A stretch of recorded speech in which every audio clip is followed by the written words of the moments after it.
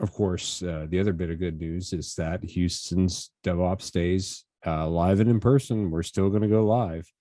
We're going to be at the Norris Conference Centers on September 21st and 22nd.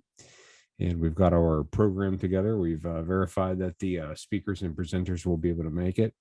You can imagine that this has been a flexible program. There's been a lot of changes, a lot of people jumping in and out.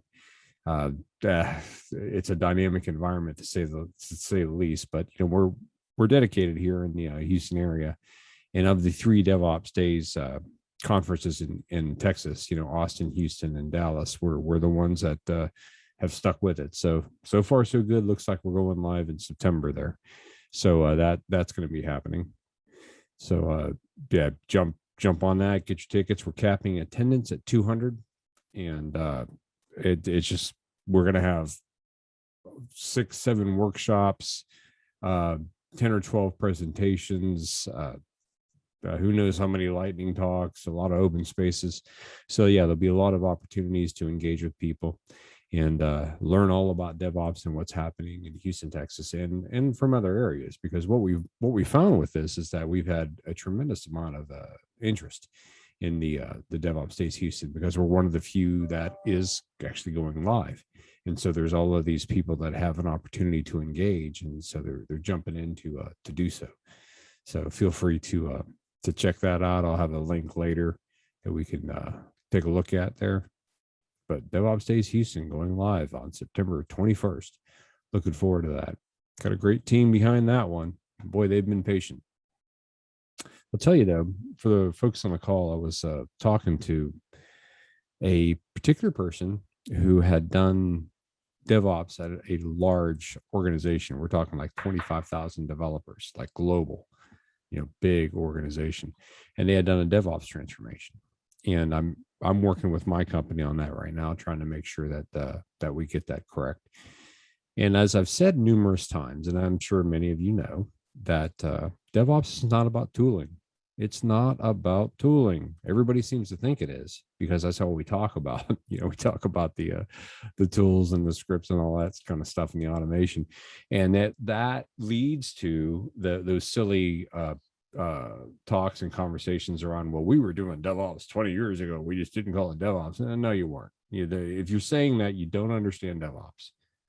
Because DevOps is only possible because of the convergence of a number of technologies that have only been around in the recent past. Automation is not DevOps. CICD is not DevOps. Tooling is not DevOps. It's a culture, it's a mindset, it's a way you do work. It's all of these things kind of combined, and it's why it's hard to define. And so some of the folks that I work with, we had a call with this person who had done DevOps at this large organization, and they said something fascinating, and I thought I'd relay it to the folks here. They said that we talk about the product when when you're doing DevOps and you're doing Agile and all that kind of stuff. You've got a product owner, and they work with the dev team, and we talk about that product and how they should be focused on that product and delivering and making that product better. And this person pointed out that we think of that product as the website or the web app or the application, whatever it is. We think of it as the application. And this person made the point that no, that's not actually what the product is. The product from this person, as far as they were concerned, is the pipeline. It's the code pipeline. That's your product. And if you stop and think, that sounds so counterintuitive. That sounds almost dumb. But the person was making the point that, look, if you have that kind of mindset, if you're focused on making that pipeline better, the value is going to manifest. The value is just going to, it's like having a hose there. Water's going to come out the other end. It's almost like you can't stop it. So if you focus on the pipeline, the important part is that the typical product owner, when they have a website or something like that, a customer portal or something like that, they'll focus on the customer portal. They'll focus on the enhancements. They'll focus on the functionality, and they'll focus on the things that they can talk to upper management about. But they'll never let you spend time on the darn pipeline. If you spend time in that pipeline, that you can get something that is much better, much faster, much more secure. Because right, DevOps is about quality software. It's about regularly releasing quality software. And so I thought that's kind of brilliant, that to make that statement. Now, it results naturally in the business being a little perturbed about that. You can't just say that. The business, of course, thinks that what they're doing is important, and it is. But one of the things that the business sometimes fails to do, the business leader sometimes fails to do, is understand how important that pipeline is. Like, what could you be doing to make things faster? If you never get the chance to fix those things, you're always going to wind up with tech debt. You're always going to wind up with things getting a little squirrelier, a little less secure. Things are going to start kind of bottling up in that pipeline, right? There's going to be stuff kind of lying around on the factory floor that's not delivering value. And what do we know about that? What do we know about things that are supposed to be assets, but they're just sitting on the factory floor? In the old days, they would count that as an asset. If you've got a factory floor and you've got 10 machines that are trying to deliver something, one of those machines is incredibly expensive to run, and it takes an expensive person to run it. So what did we used to do? Well, we would make sure that machine was running 24/7, because we wanted to get all the money out of that machine possible. So we'd have one person stacking stuff up all around them, crowding the factory floor with all of these components. And then we would put those components on the asset side of the balance sheet, when really lean manufacturing tells us that's a liability. It's in the way. It's not delivering value. We've taken all the cash that we could have done something else with, and we locked it up into a bunch of components that we can't do anything with, and we can't turn into more revenue, right? It's cash flow, cash flow, cash flow. So that's the same sort of thing with the pipeline. You make sure that you get a pipeline in place that's secure, that's fast. You can turn that thing around, and you're able to get stuff out the door. Value manifests. And then you can really talk with the business about having a value stream instead of having releases. And we tend to do that, right? We tend to talk about releases. We're going to plan releases. We're going to have a quarterly release or a monthly release. And really, it's about getting things out the door as simply as possible. I thought it was a fascinating conversation. This person also called out a couple things I'll share with you guys, that you have to have two things when you're doing DevOps. If you're trying to do a big transformation at a big company, if you walk in the door and you say, okay, if we install this tooling, then we're doing the DevOps, right? And you can find those consultants, man, they're out there. You can go get those consultants, bring them in. They'll tell you, yes, you use Jenkins, you use Jira, and you use GitHub, and presto, change you. I now anoint you as DevOps, and you are now DevOps, and congratulations, give me my $500,000. And of course, nothing happens, because there's no cultural change. You're not changing the way you're working. You're trying to give a caveman a computer and expecting the caveman to be effective at it. And the caveman's just going to do what the caveman's always done, which is club things over the head with it. That's not necessarily wrong. That's what the caveman does, right? But we need to have better engagement than that. So we can't just do it about tooling. We have to do it about culture. So this person recommended, and I thought this was wise as well, you need like a platform on which it's not authoritarian. It's biased. Your platform is always biased. You prefer MongoDB Atlas over Azure Cosmos DB or something like that. But you prefer it, you don't mandate it. It's biased one way or it's biased the other way, but you're not going to say it's got to be done this way with a set of tools. But you do put a platform out there on which people can execute and they can deliver code. Into that pipeline, you're going to wire in some tooling, some SaaS tooling, some dynamic tooling, some SCM tooling. You're going to put that kind of thing in there so that they can quickly get on there. You can continue to deliver value to the developer, not name and shame the developer with that SaaS tooling, but give the developer, okay, these are the things you're doing well. These are the things you need to get better at. So you do both sides of the coin, right? But you give them a platform, and it helps them be better. It helps them be more secure, helps them to learn how to test, which is a big point as well.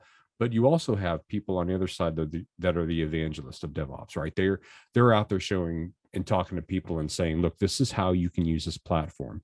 This is how you can do this better. If you're running into a problem, you bring the evangelists on board and they talk to you about how you can really start working those metrics, because one of the things they have put in place is they put in metrics. They know exactly what they're doing. We're trying to be DevOps. It's something like we want to release every week to production, not to test, not to UAT, to production, right? So you have a specific goal in mind. You're able to measure that precisely, and everybody's on board with that from the C-suite on down. And finally, one of the last things that I'd bring in here is that testing. Testing is one of those things that we don't appreciate in DevOps enough. And one of the reasons we don't appreciate it is because we don't know how to do it. And so you have to learn how to do true testing. And we need to avoid test teams. Testing teams are an anti-pattern and they don't work for a number of reasons. And that has to do with requirements, right? Because the business user gives you the requirements. And that's the biggest problem, is that the requirements are like that all of that material that's generated by that really expensive machine on the trade floor. Somebody went out and stacked up all those requirements, right? And now they think of it as an asset. It's really a liability, because now somebody has to understand all those darn things. And it's not just somebody, it's the developer. The business user has, articulated them. Somebody has put it into a document. So hopefully those two people are in line, but then the developer has to read it and understand it. So now you've got essentially three people that believe they understand what's supposed to be delivered. And then if you have a testing team, you have a fourth person that believes they understand what's supposed to be delivered. And so when you finally deliver something, none of those four people agree. They don't line up, and you wind up with these arguments about, well, your requirements were bad. And no, what you delivered was bad. And really what it is we don't know how to do testing when it comes right down to it. If we knew how to do testing, we would not require as much to get rolling, to get something out the door, to show people value. And do you like this, as opposed to, does this match what you had said originally? Because people can change their minds, right? So just a great conversation. And it reminds me of why it's so darn important in DevOps to be hungry, to be patient. If you ever think you have it figured out, that nobody's got this stuff figured out, folks. If anybody is sitting there telling me, yeah, we do CICD and blah, blah, no, you don't. You've got some stuff working. I literally had that conversation with somebody today. They're saying, we do CICD. I said, no, you don't. It goes to QA as CICD. It's not even close to prod. And that's what I mean by prod. But everybody talks a big game in DevOps, and we're all just trying to figure this stuff out. It's an incredibly dynamic thing. And that's what the Houston DevOps Meetup's trying to do. We understand it's complex. We understand there's not an easy way to do this. So we want to provide as many contacts to the people that are in the Houston area developer community. And through this virtual mechanism, we're able to talk to a lot of people, right? But we want to give the people in the Houston developer community as many contacts as possible, so that they can, if they don't know how to run a Kubernetes cluster, they can find somebody who does. If they don't know how to establish a good GitHub Actions pipeline, they can find somebody that can do that for them. And it's not necessarily about knowing how to do everything, but it is about knowing where to find what you're looking for, and to stop with the bravado already. I mean, no one, like I said, no one has this figured out. We're all trying to get it.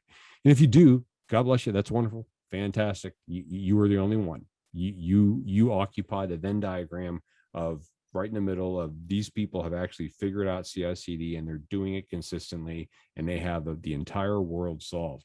Fantastic. You're awesome. You got me beat.